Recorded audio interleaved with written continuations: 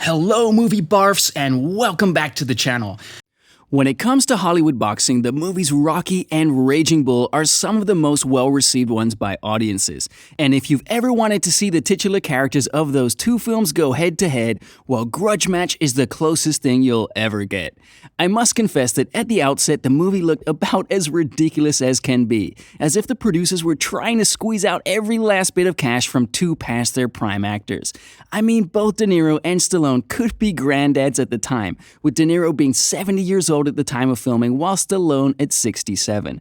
But man, they both look to be in really good shape for their age. But while I dismissed the movie when I first heard about its premise, I was pleasantly surprised that it's actually still an entertaining piece of film.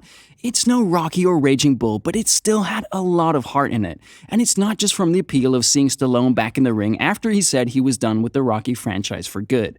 The movie is pretty well written with characters that you can get behind and root for.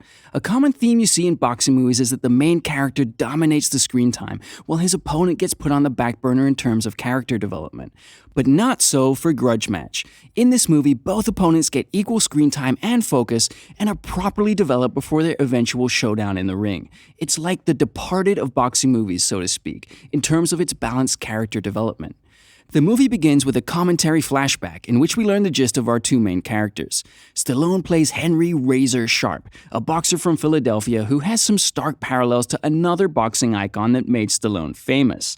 And honestly, if you just renamed the character, this could just as easily have been a pseudo-Rocky 7. I mean, throughout the film we get several nods to the character, most notably the ones where he's drinking raw eggs and using meat carcasses for punching bags. De Niro plays Billy the Kid McDonough, Razor's main boxing adversary at the peak of their boxing careers. They each took turns to defeat each other in the ring, but when the time came for a tiebreaker match, Razor suddenly retires, leaving a pissed-off Kid hanging. Fast forward 30-odd years or so, Kid is successful with his own car dealership and bar, while Razor is laid off from his blue-collar job.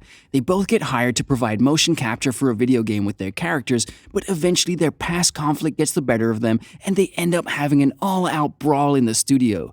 A smartphone recording of them goes viral, which leads to them having a rubber match to settle their old scores with each other one last time in the ring.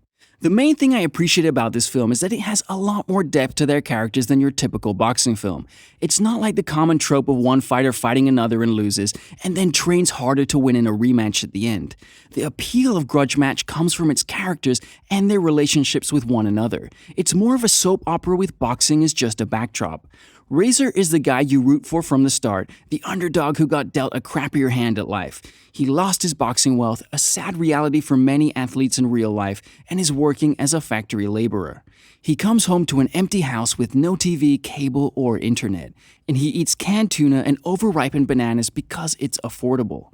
Kid's the exact opposite. He's well off financially, but he's an alcoholic, womanizing douche who can't seem to take on any family responsibility.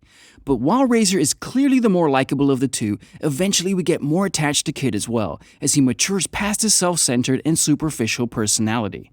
Just like its title, the film is ultimately about grudges and being able to let them go. In fact, most of the film revolves around Razor and Kid's grudges outside of the ring. The upcoming fight opens up a lot of old wounds, and both of them go on a personal journey of forgiveness and reconciliation with the people important to them. With Razor, it's his long-lost girlfriend. With Kid, it's his estranged son. The acting here is remarkably better than expected.